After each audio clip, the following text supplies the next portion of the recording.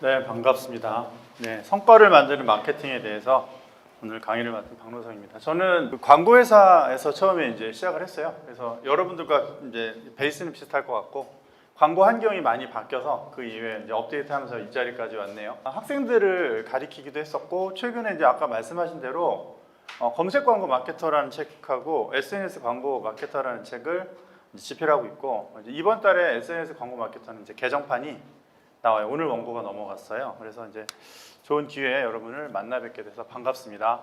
네, 반갑습니다. 여기 다 글로벌 직원분들이신가요? 아, 그렇군요. 네. 아니신 분들. 아니신 분들은 외부에서 오신 분들이신가요? 아, 네, 그렇군요. 경쟁업체인가요? 광고주인가요? 광고주 분들이신가요? 아, 네, 알겠습니다. 자, 오늘 시작을 해볼게요. 고객 친밀도 형성 모델이라는 게 있는데 이거는 아마 처음 들어보셨을 가능성이 매우 높아요. 제가 이제 대원계획에 있을 때 선배들한테 이제 좀 전해받은 구전에 이야기를 전해받은 건데 오늘 되게 귀한 자리라고 해서 여러분한테도 좀 알려드리고 싶어서 이렇게 가져왔습니다. 제가 마케팅 교육을 할 때 가장 뼈대가 되는 그 개념이라고 볼 수 있는데 마케팅이 뭘까요? 마케팅에 대해서 아마 저마다의 정의가 있으실 것 같은데 마케팅이 뭐라고 생각하세요? 정답은 없다는 가정하에서 얘기 한번 해볼게요. 네, 제가 질문하면 답변할 수 있는 이런 분위기는 아니죠 지금. 네, 네, 홍보 활동이다. 아, 네, 또요. 판매까지 1년의 과정. 네, 좀 이제 좁게 해석을 하면 그렇게 볼 수도 있겠죠. 퍼포먼스 마케팅에 대한 정의일 것 같기도 하고. 또요. 한 번만 더.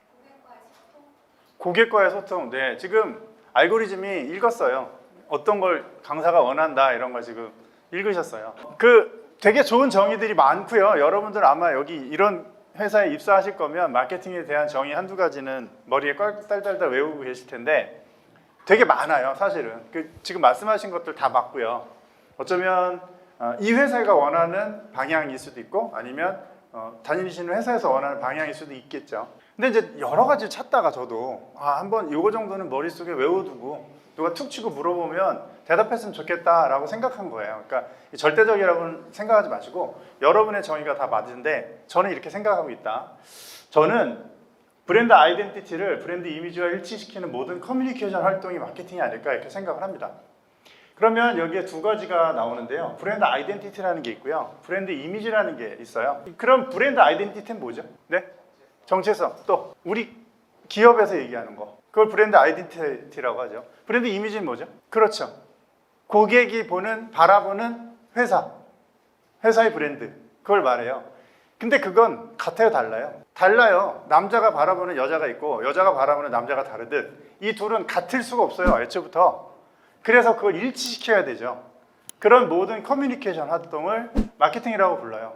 지금 아까 소통이라고 대충 말씀하셨는데 되게 그런 뉘앙스로 할 수 있어요. 이거는 브랜드 전문가인 데이비드 아커라는 사람이 말씀하신 건데 제가 많은 책을 읽어봤고 마케팅 전문가 어떤 사람들의 이야기를 들어봐도 가장 이게 설득력이 있지 않나. 여러분들이 하는 업이 어떤 건지 모르겠지만 또 어떤 파트에 계시는지 모르겠지만 이 범주에 다 들어가 있지 않을까 생각을 합니다. 이쪽은 이제 광고주와 관련이 있다면 이건 여러분 마케터들한테 관련이 있을 거예요. 그래서 중이 제 머리를 못 감다고 광고주들이 직접 마케팅을 못해요. 너무 자신을 사랑하거든요. 그래서 여러분들 같은 사람들이 객관화 시켜주셔야 돼요. 그래야 그 접점을 찾을 수가 있어요. 안에서는 안 보입니다.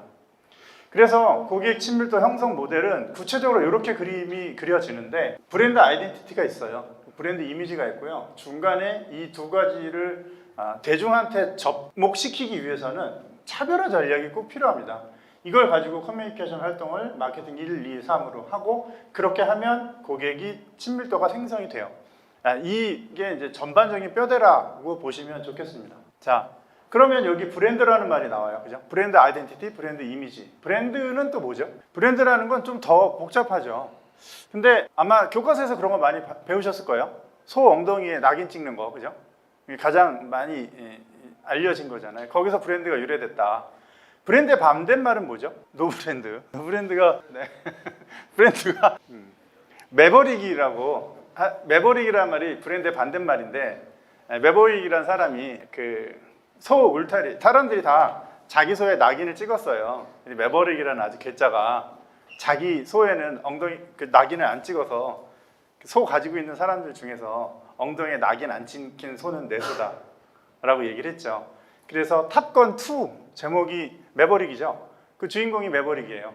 남이 길들여지지 않는 자신이란 뜻이에요. 브랜드에 대해서 여러 가지 이제 우리가 브랜드를 좀 정리를 해볼 필요가 있는데, 세상에서 가장 안전한 브랜드, 물건을 잘 만드는 브랜드, 브랜드를 개발한다, 새로운 브랜딩이 필요하다, 식자재 유통의 대표 브랜드, 한국인이 가장 사랑하는 브랜드. 이 말은 다 브랜드를 말하고 있지만 약간 뉘앙스들이 조금 틀리죠, 그죠?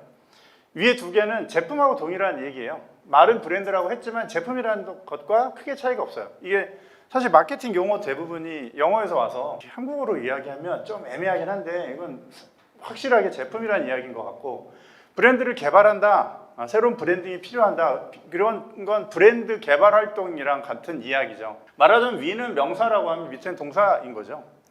그 다음에 밑에 있는 두 개는 기업이라는 뜻이에요. 사실은 브랜드가 기업이라고도 써요. 되게 중의적으로 다양하게 쓰는데, 제 생각에 브랜드라는 건 그래서 이렇게 어떻게 보면 퉁쳐져 있는 어떤 느낌의 용어를 제 생각에는 이렇게 좀 다정하게 만드는 게 여러분들의 몫인 것 같아요. 브랜드는 술 취한 사람과 같다. 골목에서 마주친 가로등과 같다. 그에게 가로등은 어둠을 밝히는 빛이 아니라 몸을 기대할 기둥이다. 소비자에게 필요한 것을 긴밀하고 지속적으로 전달할 수 있다면 그 기업은 제품 서비스가 아니라 브랜드로 기업될 것이다. 이게 제가 볼 때 브랜드에서 가장 중요한, 우리 퍼포먼스 마케팅을 하시는 분들한테 좋은 지침이 될 만한 문장이 아닐까 싶어요. 그래서 브랜딩이라는 건 기업과 고객 사이에 요거라고 할 수 있어요. 뭐가 들어가면 좋을까요? 약속, 또 연결고리, 또 커뮤니케이션, 또 그 모든 것들, 그게 브랜딩이에요. 이게 연결고리가 될 수 있는 거죠. 자, 브랜드 아이덴티티를 나타내는 요소. 먼저 우리는 브랜드 아이덴티티만 아마 오늘 이야기하면 시간이 거기서 끝날 것 같은데, 데이비드 아커가 브랜드라는 책에서 브랜드 자산인가? 뭐 하여튼 그런 책이 우리나라에서 번역될 때마다 제목이 좀 다르긴 한데, 진실함, 신뢰성, 세련됨, 자신감, 활동적인 이 5가지를 가지고 브랜드 아이덴티티를 보통 기업에서 만들어낸다고 해요. 원래 이 단어를 쓰진 않았고요. 책엔 이렇게 앉아 있어요. 근데 이게 이제 30년도 넘은 책이라서 현실 우리가 지금 바라보는 그 시점이랑 되게 많이 달라서, 관련해서 이 데이비드 아커의 책을 분석한 논문들이 있어요. 거기서 업데이트한 겁니다. 한국식으로. 한국 사람들이 여기에 되게 관심이 많아요. 그래서 정리를 하나 해보면, 당신이 먹는 것이 당신을 나타내요. 그게 브랜드이 될 수 있는 거죠. 주말에 딸내미랑 놀러 갔는데, 저는 이제 저희 그 전주에 아들내미랑 놀러 갔어요. 코엑스를 갔어요. 코엑스. 여러분 좋아하시는지 모르겠는데, 집이 가까워서 코엑스를 갔는데, 아들내미는 편의점에서 라면 먹는 걸 되게 좋아해요. 집에서도 라면 먹지만 하여튼 편의점 가서 젓가락 이렇게 해갖고 소세지 같은 거 이렇게 데펴갖고 넣어서 먹는 걸 되게 좋아해요. 그래서 이제 다음 주엔 딸내미랑 그래서 똑같이 편의점에서 먹었어요. 그런데 이게 좀 예전 이야기예요. 지금 바뀌었어요. 지금 그 뭐지?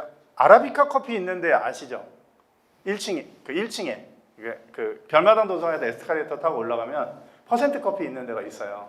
거기가 편의점 24시였단 말이에요. 거기서 먹고 있는데 딸내미랑도 그 건너편에 온도보도가 있단 말이에요. 창문 건너편에. 그러면서 딸내미가 그러는 거죠. 아빠, 저 사람들은 우리를 어떻게 생각할까? 되게 부끄럽다는 거죠. 여기서 지금 라면 먹고 있는 게. 저는 그 남자랑 여자랑 그렇게 차이가 나는지 몰랐어요. 딸내미. 그래서 제가 다음 주에 집사람한테 혼나고 다음 주에 온도보도를 갔죠. 애들 다 됐고. 먹는 것이 당신을 나타낸다고 딸내미는 생각하는 것 같아요. 아들내미는 그런 생각 안 했고. 어디서 뭘 먹느냐. 그게 사실은 우리가 큰 돈을 내고 편의점에서 다 먹어도 때울 수 있는 걸 이런 데서 먹게 만드는 거죠. 이런 데서. 이게 브랜드 아이덴티티라고요. 당신이 먹는 게 당신을 나타내기도 해요. 여기서 제가 좋아하는 건 뭘까요? 이거는 사실은 MZ템이죠. MZ템. 이거 먹으면 애들이 되게 인정해줘요. 못 먹죠, 저는. 이런 거. 당신이 먹는 게 당신을 나타내요. 그래서 애들은 이거 도전하고 막 그러잖아요. 어른들은 저는 못 먹어요. 네. 먹는 게 여러분을 나타내는 거예요. 그렇게 마케팅을 하죠. 이게 지금 뭐 삼양라면에 뭐 상당한 매출을 끌어올렸다고 하는데, 그게 삼양라면의 어떤 정체성이 되는 거죠. 이런 게 다 브랜드 아이덴티티라고요.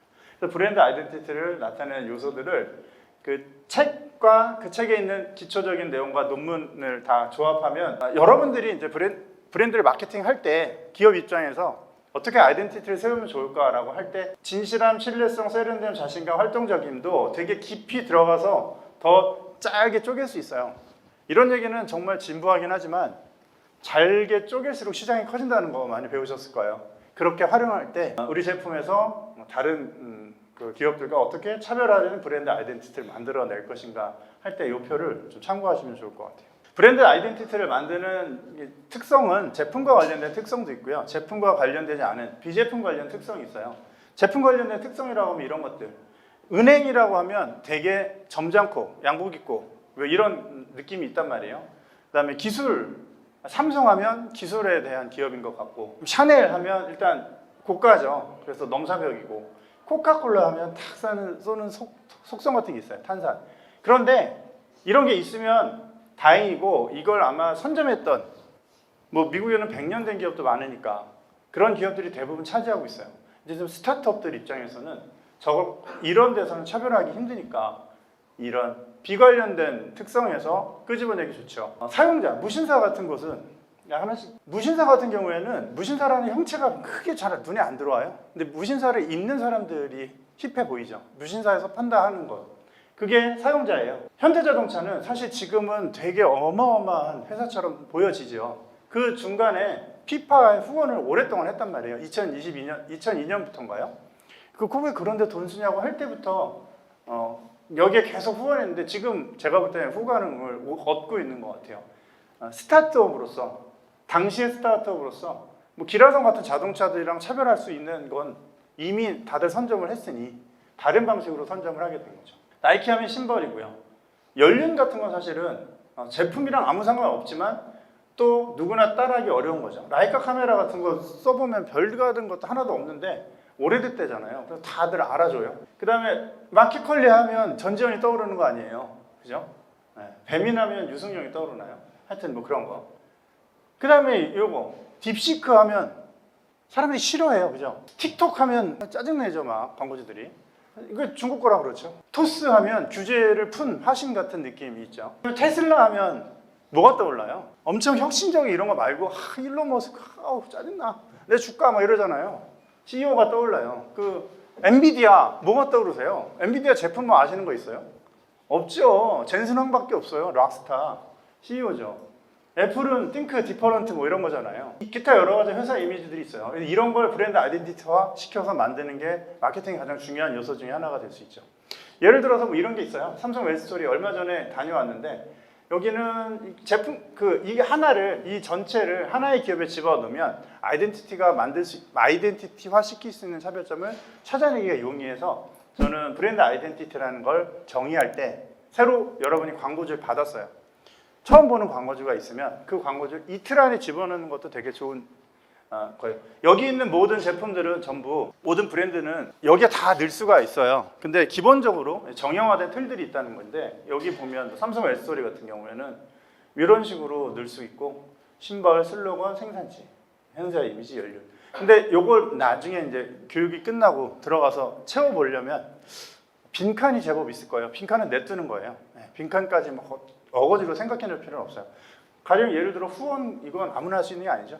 CEO도 마찬가지예요. 우리 대표님은 밖에 나가서 이렇게 대외 활동하는 거 싫어하는데 굳이 여기다 넣을 필요는 없는 거죠. 그렇게 집어넣으면 회사들을, 기업들을 좀 분석하기 용이하죠. 이런 게 됐을 때 이제 고객 관계 유지 전략으로 접어들게 되는 겁니다. 이거는 제가 얼마 전에 여기 교육을 하면서 그 관련된 회사들 쭉 분석했던 자료인데요.